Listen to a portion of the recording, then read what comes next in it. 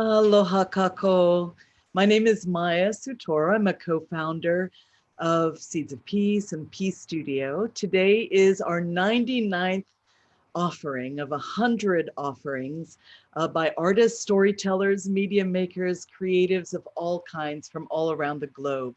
Each day at Peace Studio, we've had creatives and culture makers sharing original content, defining and amplifying peace, conflict transformation, and justice in their communities, especially where they are seeing a lack of peace and an opportunity to participate. I am so joyful today about bringing together my beloved Seeds of Peace and Peace Studio. Both organizations are vital in these heavy-hearted times, bridging different spaces and redefining peace as multifaceted, action-oriented, and creative. Both organizations help young people to become movement builders and change makers and leaders who incorporate personal, interpersonal, and community peace into their daily lives. Both organizations are about building spaces of inclusion and intersectionality and justice, and about helping people to know and use their own power and energy for the greater good. And then there's the Lili'u Project, with whom we are partnering today, and to whom we are so grateful. I think of Queen Lili'u Kalani a lot these days, as she was a courageous leader, also in a time of great conflict and change and loss. Um, an extraordinary artist who offered solace to her people through song and story and poetry. And we are weathering storms today. And so Lili'u's proud example is one that we can turn to, one that will surely inspire so many in need of inspiration. The Lili'u Project, just like Seeds and Peace Studio, chases the light and brings illumination where there is darkness. Queen Lili'u Kalani was a bearer, a seeker, and a giver of light. She was a principled and benevolent and beloved nonviolent leader, a storyteller, an artist of the highest caliber. When we understand her story and her sacrifices, her dignity and restraint, we find new courage. We see that she never surrendered hope and faith and aloha. And like her, we must see and work toward all that is possible in terms of light and connection in building the beloved community. So with that, I would like to introduce a wonderful man, a father, a community member and leader, a neighbor, and the executive director of Seeds of Peace, Scott Nishimoto. Scott, take it away. All right. Thank you so much, Maya, for those kind words. Thank you for welcoming us into this space. I wish it was a physical space so we could all be together physically, but this virtual space will have to do today. As Maya said, my name is Scott Nishimoto. I'm the executive director of a nonprofit called Seeds of Peace. We're a nonprofit based here in Honolulu, but we're trying to do work all over the world. We're co-founded by Maya herself, as well as our co-founder, Dr. Carrie Rosevich. And our mission is to raise peace-building leaders. Sounds kind of simple, right?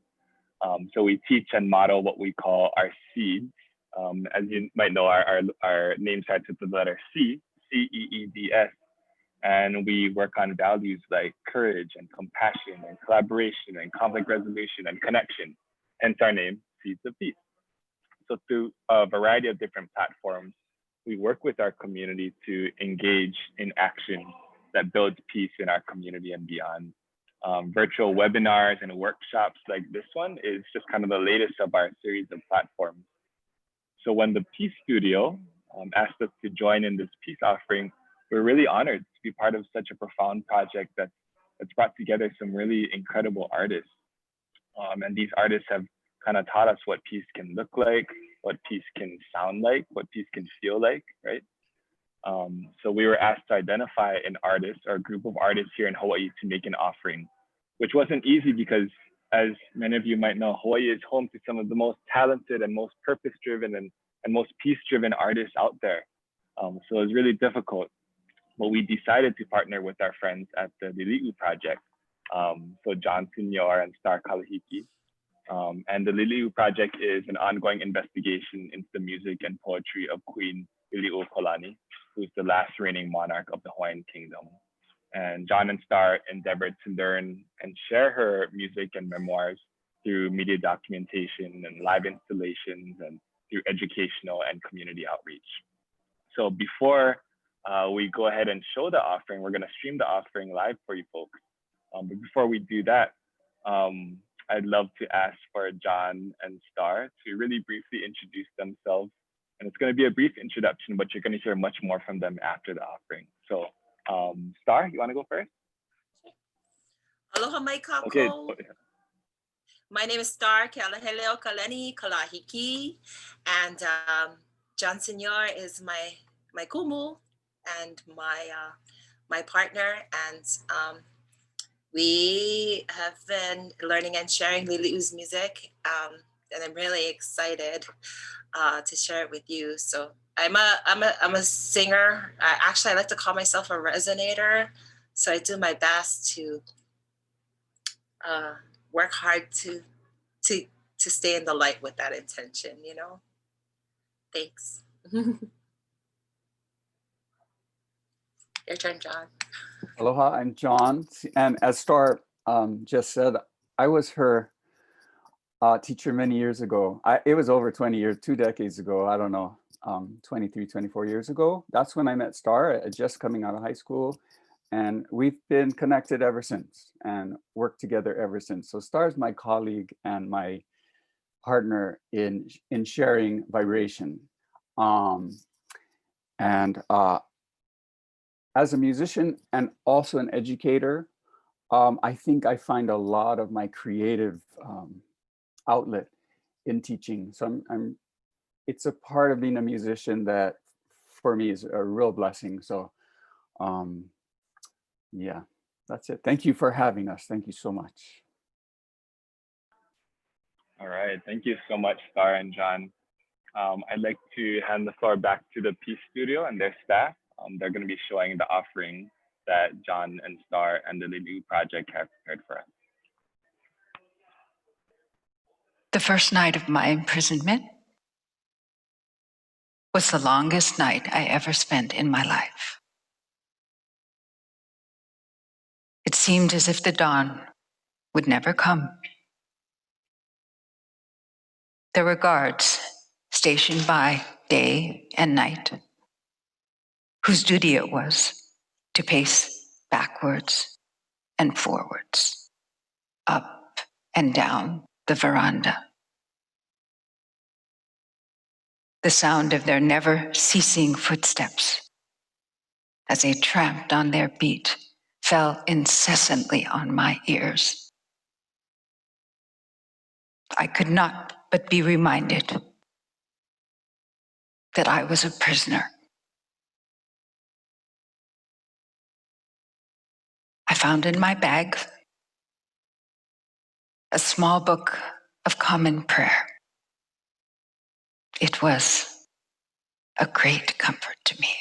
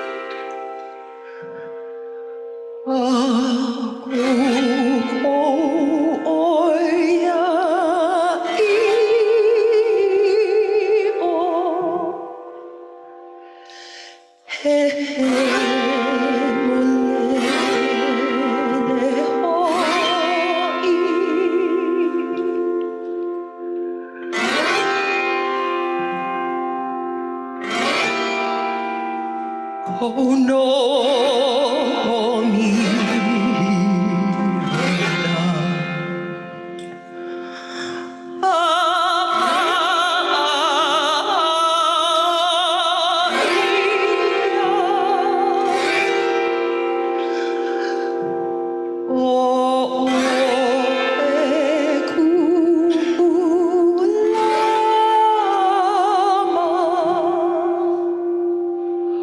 Oh,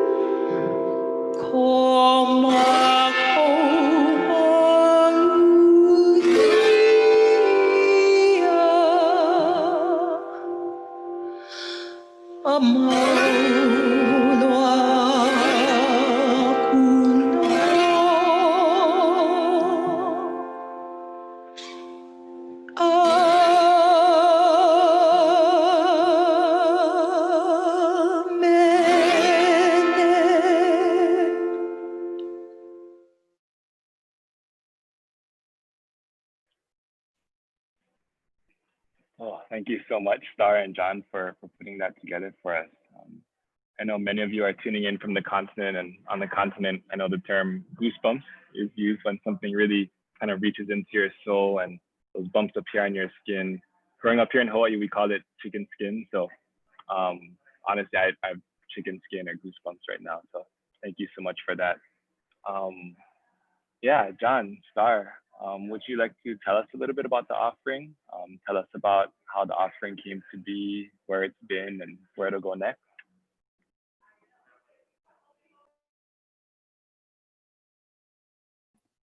I'm indicating to Star that she should answer, and she's indicating to me that I should answer. So I'll start first. Okay. I think it must have originated in the idea about 2013. Star, you had just finished doing a jazz concert, and she was hanging out at my house after, and it was the wee hours of the morning. You know, artists after a concert have to process and come down from the experience. So we were just chatting in my kitchen or living room about we should really learn more songs by Queen Lili'u Kalani. That we knew a few, but that there's so many. And so originally, when we go way back, that's how she and I just started to just let's learn some songs. That's all. And then regarding this offering, and I just would say regarding Seeds of Peace. So Maya, I had never really spoken to you about that. I participated in that those series of workshops that covered about 6 months, and that was in 2018. And it really profoundly affected me in terms of partly how I reach out to my students. And there were so many speakers who were part of that. And and in part of that project, Seeds of Peace, as a participant, you create a project. So we partnered with 5th and 6th graders from Malamahonua Charter School. And Scott, you mentioned in 6th grade in your social studies class, maybe you weren't paying that much attention to what happened in the overthrow. Well, we combined with 5th and 6th grade teachers to create social studies curriculum about that very topic. And our project was titled Peaceful Action Through Mele, Mele meaning a song offering. And Star and I went to the school and we taught the students a song, Ku'upua Ipoa Kalani, which was also composed in the same period of time as the song you just heard. And so that's really where our connection to Seeds of Peace came from. And I just want to say, as a former participant in that project, that it was quite profound, and that our outreach with with students in this context really started from that collaboration 2 years ago. And I'll just add that as the capping moment of that project, the students, 5th and 6th graders from Malamahonua Charter School, and Star and my own ensemble students from the college where I teach at, went into the corner room of Iolani Palace, where she was under house arrest. That's where she composed these songs. And we were able to offer that song in the space. And it was on the 126th anniversary of the overthrow. So in that respect, it was such a powerful, I just recall it right now. So Scott, you're talking about chicken skin. That morning was one of those moments. So Star, I'm gonna hand it over to you. Sure, thanks for starting that off, John. Yeah, talking about space, you know, it's actually my my brother Manaola, who taught me that really the definition of mele is not just music, but a poetic expression composed by our ancestors in their time, but the same space. Just saying that out loud. Gives me the chicken skin. Okay, so when John is talking about like the first night that we started talking about this, I'm a jazz singer, and I just kind of was coming out into the world as a singer, but you know, I was performing in the Honolulu Museum of Art, it's called now. I grew up, it was called the Academy of Arts, right? In the Doris Duke Theater, which is like down in proximity to Thomas Square. And now when I look back, I mean, it was that time for me, I kind of won these awards for singing jazz, but like I didn't know how to, and things like that really, I don't know what I don't know what to say about that, but I had these opportunities to perform in spaces, right? So there's something to be said about that. So this is like my first like show. And so John, as my teacher, like really was holding space for that energy. Yeah, decompression after filling a space with intention. And it's like in that energy, my teacher just kind of really presented to me like, okay, there is what we have tried to understand about Lili'u as a monarch, right, in the history, but how's about let's start, like, let's try and see it from the perspective of an artist, you know, like we are, which is so wonderful to me, because that's like kind of like right here, Tita action, right? And Garen's, if I was in the same time and space with her, I would like definitely want to be her Tita, you know? So that was the beginning of what we call an exploration, but really has become my personal healing and has given me also like purpose or kuleana, like a reason to show up and kue, and to show up and stand. Because generally I think it's in our nature as Kanaka to like kind of be like, nah, no, like para, no, like ni ele no haoi, you know. But for an example, something like Mauna Kea, I mean, first of all, it is my Mauna. My ohana come from Kohala. But to know that, to stand firm in the knowing that I'm a vessel for our Queen's music, like that's like I show up like knowing, and then, you know, I'm on the front line with the kupuna, and Uncle Liko Martin turns to me and he says, "Bebe, what you like sing?" And I sang that song, and as it's coming out of my mouth, I'm like feeling like this awareness of I was just like born and bred and healed for this moment, this like awareness of like all my kupuna, like before and now, like in the back and in the front of me, and the kupuna who have yet to be born in front of me, completely surrounding me at the pico. and I'm here because of that song. And every word and every line as it's coming out is like composed for this moment, you know? These kupuna who are you know, willing to be arrested, who are facing soldiers and captors, and being reminded to forgive, being reminded of the love of our great creator, and like just all of these, they're really tools. Like I found myself saying that yesterday to a now hakumele, a now composer, Wahine, my friend Anune Punua. I found myself saying that to her. I was like, girl, you know, she pretty much been hakudo's mele for help us deal with things now, girl.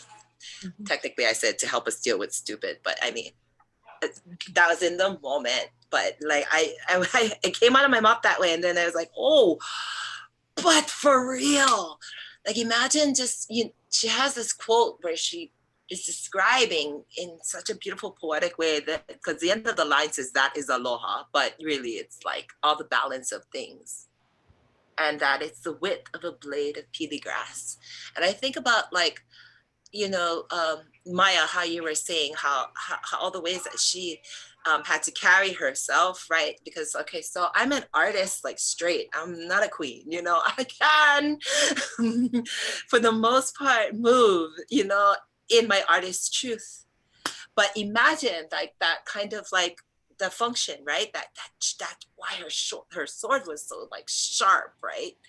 Like that skill to create and to and like not just the music but the poetry, and to put all of that layers of intention and healing have to come from the fact that she had to be a queen and not just an artist. Like you have to hold spaces, you have to hold kuleana, and you have to, I mean, I'm just star kalahiki.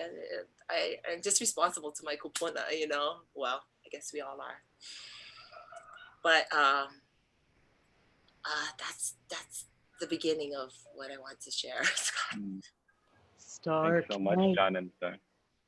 I wanted to interject just for a moment to share the quote that you referenced, which is, the way to lose any earthly kingdom is to be inflexible, intolerant, and prejudicial. Another way is to be too flexible, tolerant of too many wrongs, and without judgment at all. It is a razor's edge. It is the width of a blade of pili grass. And that was a quote from 1917. She was speaking to her adopted daughter about civic duty, about leadership, and about presence in the community. So it was a beautiful and pertinent thing, I believe, for you to conjure at this moment. Would you mind giving those who do not know, because I'm not sure that everyone who comes to us today has knowledge of the Queen and the basics of Hawaiian history. Some may be coming from elsewhere. Would you give a little context about the overthrow of the Hawaiian Kingdom and share with us a little bit of the history of Queen Liliuokalani? Mahalo for asking and for this exercise, because this really touches on so many things, right? Because I realize it's my responsibility right here in this circle to tell that story. And then at the same time, I don't know how to tell the story, and then my anger for not being told the truth is something I'm still like healing with. So this is truly an exercise. But when Scott said, I mean, it's to clear up, like, some, like, some tuning up from whatever he learned in the 6th grade. Like, it's kind of crazy because that's still happening. Like, that is literally still happening. Like, the kids are really still learning. I mean, like, right now. But so even in the way that I have approached trying to retain the story, it's been a struggle. So let me just try and tell it from my heart. my queen was the sister of David Kalakaua, and such a loyal sister. And there was so much change happening at a time, so many monarchs not surviving. I don't even know that. Anyway,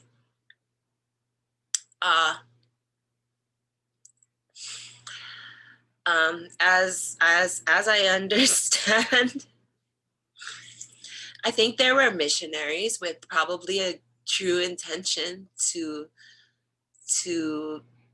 spread gospel. I'm the daughter of a Pentecostal minister, so I have that awareness in my blood as well. And somehow visiting missionaries and turned into businessmen who turned into greedy politicians who really just saw Hawaii and all of its abundance and potential and wanted to take it, and did. Of course, there were Kanaka and non-Kanaka of the kingdom who wanted to fight this intention. And because of those stirrings, my queen was imprisoned in Iolani Palace.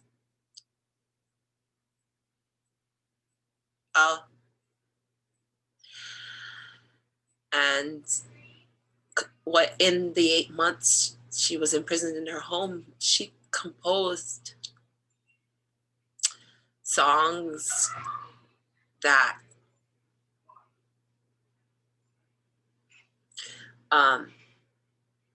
I think this is just really the, like, not the beginning, but for all time will help heal and inspire her people.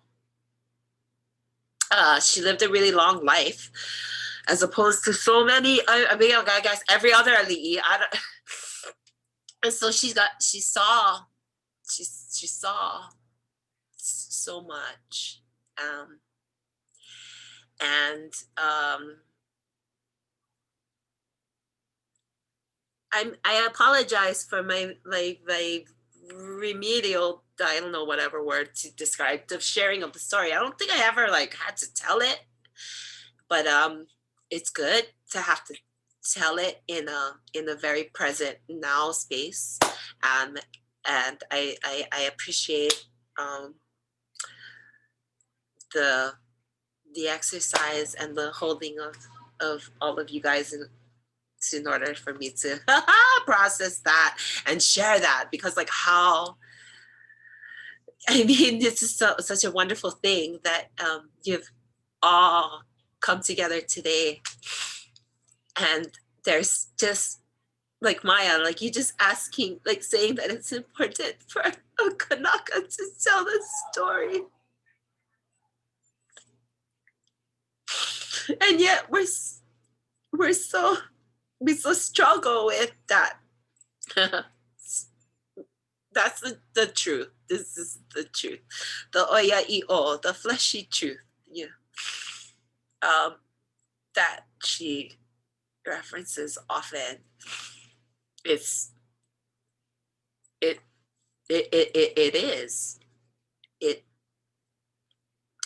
is all encompassing, and it's all of those things.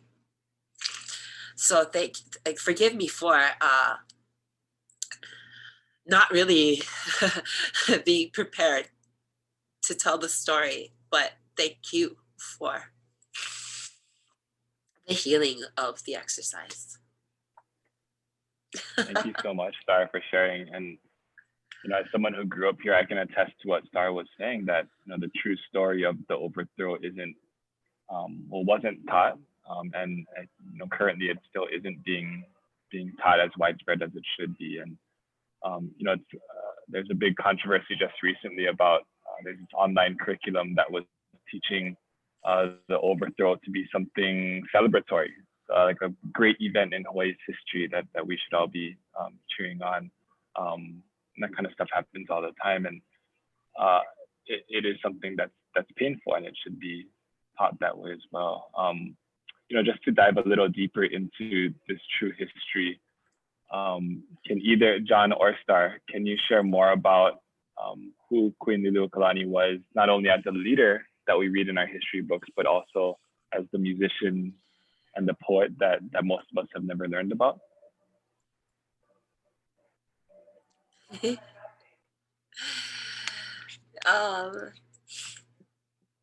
Yeah, I don't know, man, because I think everybody just like composed. They all composed and sang and competed, with each other. That in and of itself is kind of a fact that it takes a while to settle, right? Like really, it was just normal for them to just all be on this whole other musical level than. But I don't know, John, what do you want to say about that? As I'm trying to. I'll just add to what you shared so powerfully, Star. Is just connected to the Peace Studio, connected to Seeds of Peace, connected to 100 Offerings of Peace, is the idea that, that as Star said, there were people who were ready to defend, and it was because of Lili'uokalani. And we think of people like Dr. King, like Gandhi, and sometimes there's a tendency to forget that Lili'uokalani belongs in that conversation, because it was her really aligning with nonviolence. And she really felt that through dialogue, that the kingdom would be restored, that she'd be, that America would understand that they had, broken international law, that everything would be okay. And she really was an advocate for peaceful resistance. And part of her music is that too. So we'll get into it a little bit later. I'm sure Star will talk about this idea of kauna, that on the top, there's this, the intention of the song on the surface, and underneath, her skill as a lyricist is that she's telling multiple stories simultaneously. But I also want to add to what Star commented on, that Lili'uokalani lived a long life, almost 80 years old. But what was happening in the 1800s was an incredible decline in the Hawaiian population because of illness, measles, smallpox, chickenpox. There was no immunity, so that the population was decimated. And we're living in a very difficult time right now, a pandemic. We're worried about this idea that we're losing people. That was her whole experience as well. So there was another point I wanted to make, and now I can't make it. But yeah, in connection to what Star was saying, that everyone was writing music, and nowadays, if we have something we want to send out to the community, we might write a letter to the editor. But in that time, in her time, people sent songs into the newspapers, and that was their way of saying, hey, we have something to say. And that everybody, it was just so commonplace. And it's really, to me, an interesting comment on our time, this Western idea that we leave music for the musicians, that it's not all, it's all of our language. Music belongs to all of us. And, something that I like to remember is the philosopher Pythagoras, attributed to him, is this idea that the highest goal of music is to connect oneself to our divine nature, that is what music is ultimately. So sometimes we forget, and we think it's about, entertainment and things like that, but it's such a powerful language. for everyone. And I think that was very present at that time.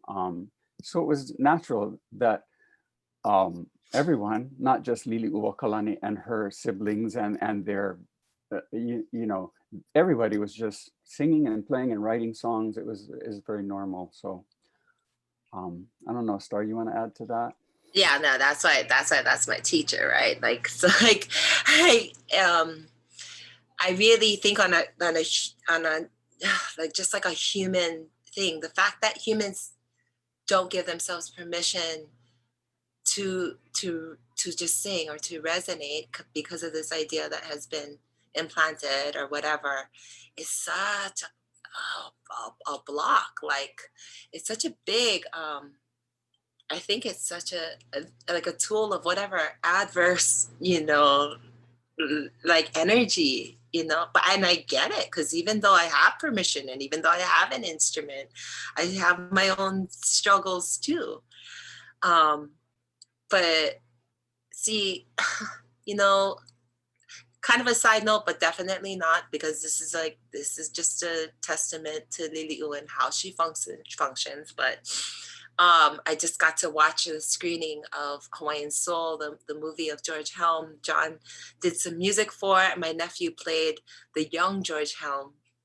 And it's spectacular, because like the gist of that offering last night was that the like the kupuna, you know, these like Georgie and his horse, right? They're all stirred up, right? They come to they want the kupuna's support, and the kupunas is calling them hippie mine, yeah, because they can speak Hawaiian, or like what is the kupuna were not listening to them.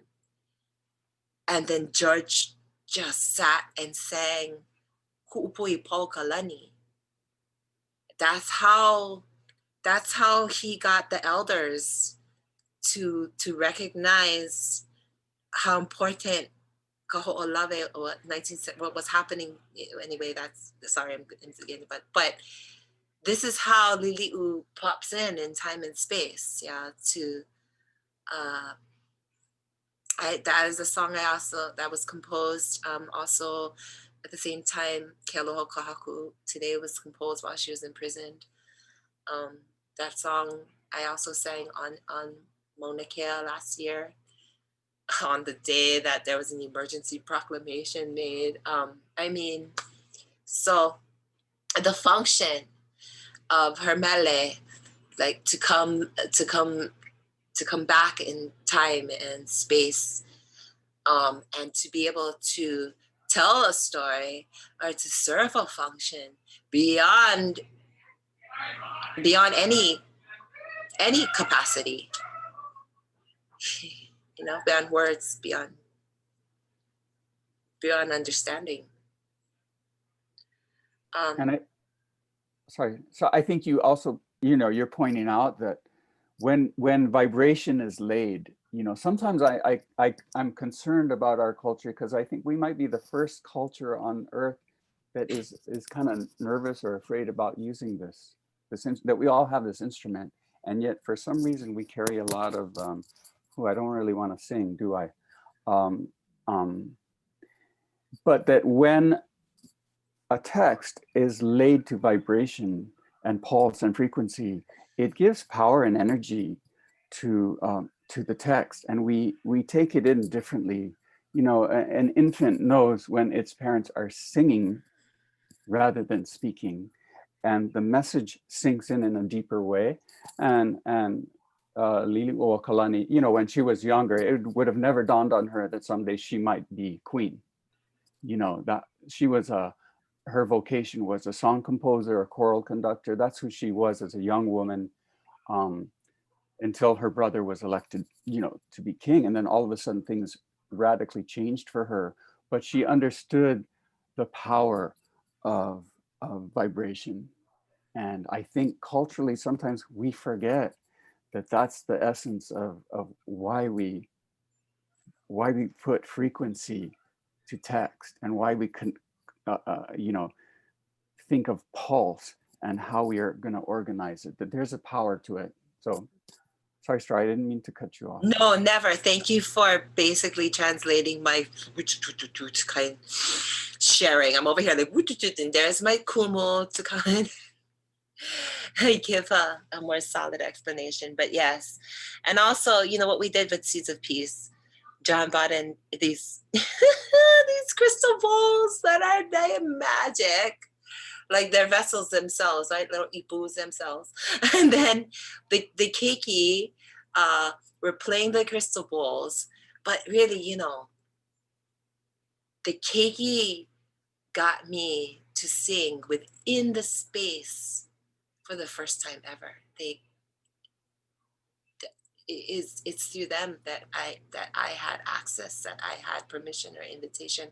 I have many times, many times been asked to sing outside of the palace, but never had I been invited to resonate within the space.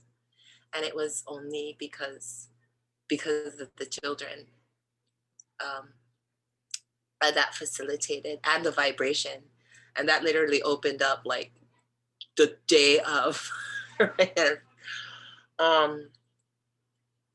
Yeah, funny story about that is we were just planned it. We were gonna, okay, we're gonna go with these 5th and 6th graders. We're gonna show up at the palace and we're gonna expect that they'll allow us in. And we didn't know. And we just trusted that was gonna take place. And it did.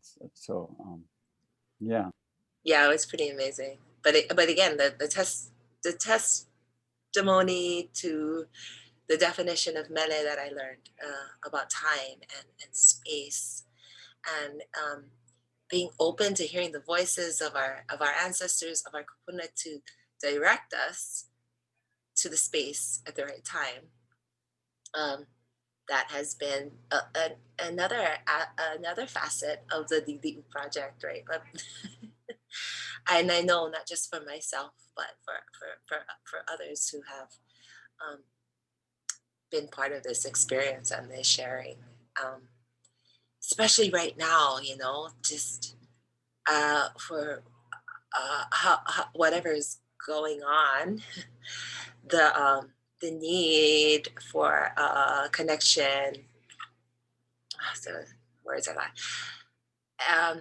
It's just a heightened time, and so then I'm so grateful for like these connections that are facilitated, and with, and to hold this like prayer of intention for it, this kind of energy to keep like moving. But it's a lot. It's a lot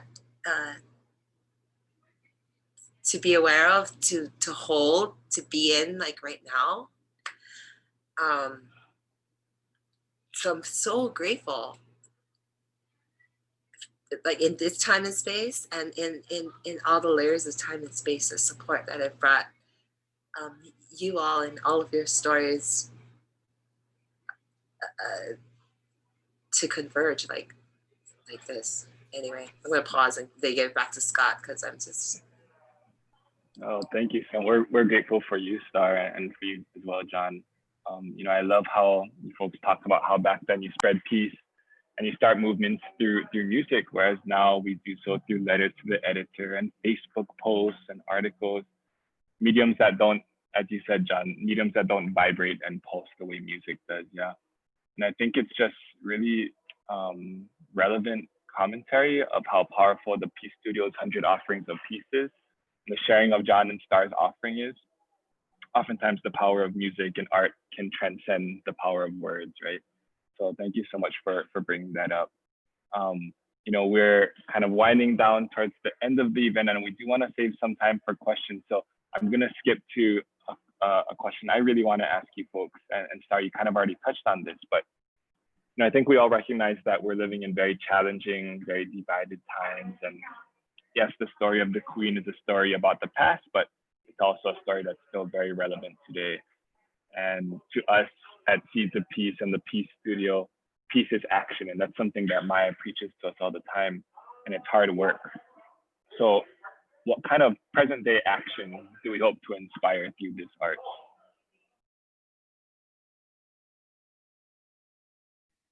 You know, I think you had asked that in an email, Scott. I wasn't sure if it was you or someone. And I think my response was sing songs, because when I'm saying culturally speaking, I'm talking about in the West, this idea that, ooh, we don't like to sing songs. We'll let the singers sing the songs. We'll let stars sing the songs. But there's so much power. And again, when I think of Lili'u as a model for this time, she was in isolation. She wasn't able to see her loved ones. There was illness. There was political division. And her way of trying to process through that and trying to work through that. And as you say, Scott, it's work that through her art, through her ability to write lyrics that were just, when you explore them, they're so deep and there's so much in there. And her skill at setting that to, you know, she really embraced Western forms, European and American music. She loved what that was. And so she's in this vanguard of Hawaiian musicians who are creating a new art form, basically, and really shifting what music was prior to Western contact, and embracing, you know, she was this amazing person who was able to embrace so much. But that as watching how she moved through difficulty in her time, as a model for how we can move through difficulty in our time right now in this experience we're having, for me is a powerful lesson, and just a reminder to move through with grace and with love and with compassion, and really trying to have a deeper understanding. I really appreciate that about her. Yeah, you know, like sing songs, like sing songs, like sing. I mean, first and like just at the core, like just sing whatever you want, and then sing her songs, particularly for Kanaka, right? Like, my language was, so when I sing the songs, I am reclaiming like the vibrational healing is indescribable, right? But then also, like, okay, you're asking a question, and I'm gonna answer it. There's so many levels of time and space to talk about it, but in this present time and space, like for example, just a little side kind of thing.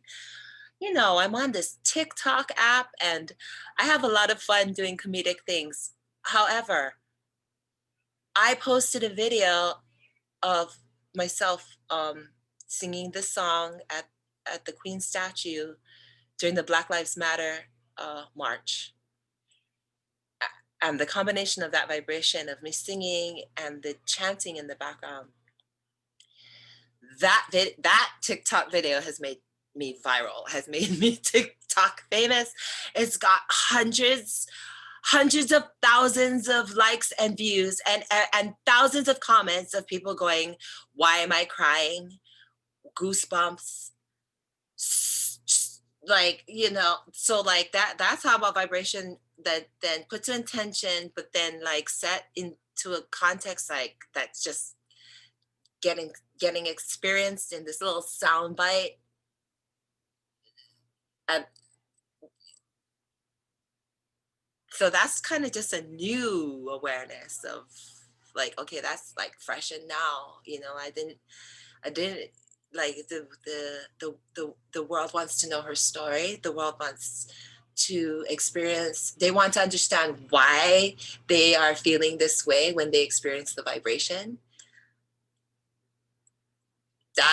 Those are apparently like questions that I've just I'm aware of now, that I'm feeling there's the need for, because this is the response.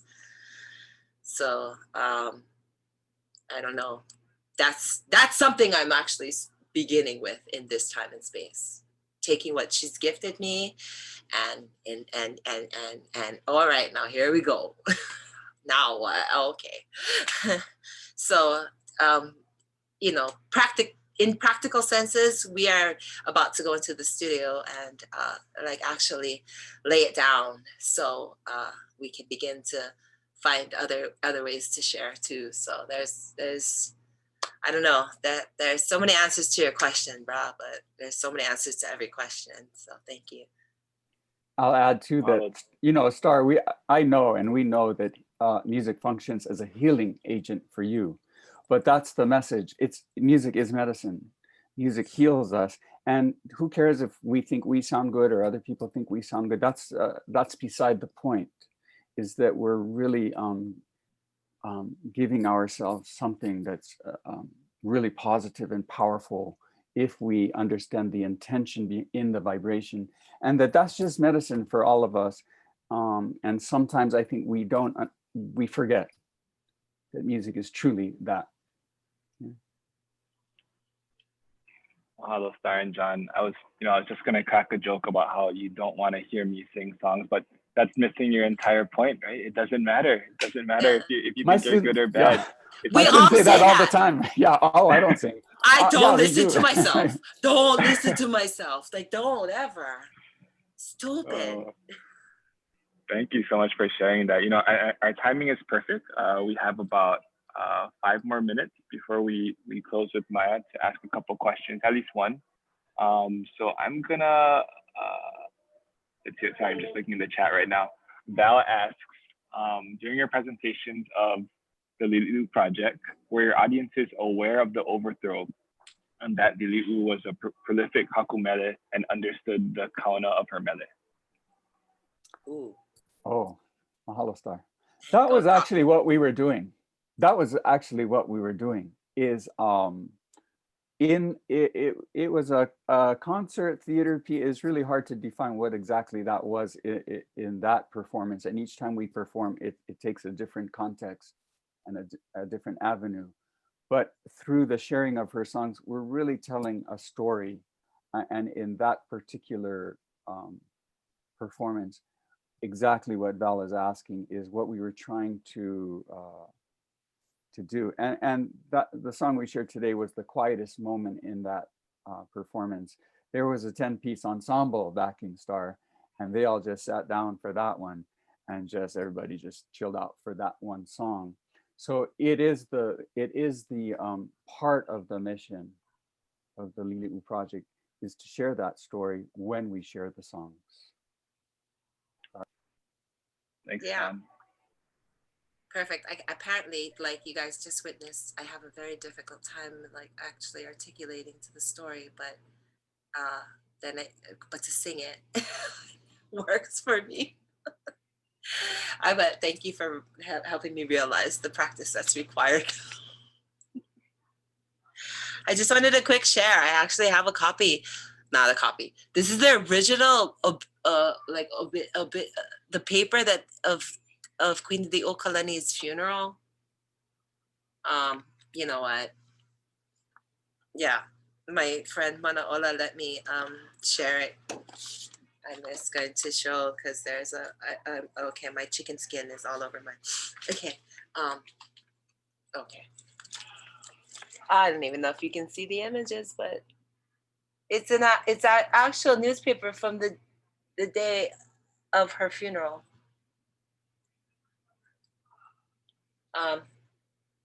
So, okay, this is a lot. Alrighty. I just wanted to make sure.